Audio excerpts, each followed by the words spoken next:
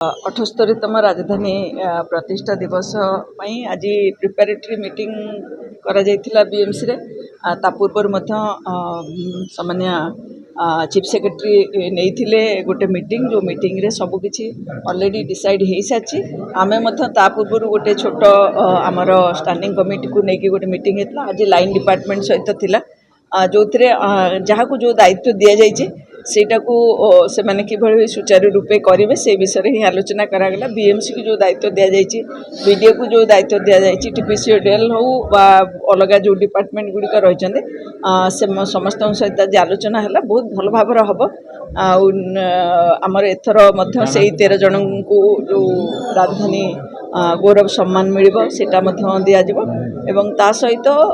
इल्युमिनेशन कथा कहतु बा आमर गेट हवा कथा कहतु पेरेड हवा कथा कहतु ये सब कथा को विभिन्न डिपार्टमेंट को दायित्व दि जाइए से करेंगे आउ गेस्ट निष्पत्ति नि जाइए आम सकाळ जो फंक्शन रे माननीय स्पीकर रहिबे एवं माननीय राज्यपाल रहिबे इवनिंग रो जो प्रोग्राम रे कल्चरल प्रोग्राम रे एथर आम चेष्टा करछु भल कल्चरल ट्रुप आनिबा पई कल्चर डिपार्टमेंट तार दायित्व नौछि आउ दरकार पड़े बीएमसी से हाथ मिल एथर भुवनेश्वर तैयारी होइथिबा जो प्रथम मीटिंग पतितपावन मंदिर रे प्रांगण रे होइथिला ताकू नहीं कि गोटे एनिमेशन तैयारी हम बोली आम एनपीआर को अनुरोध करछु तेणु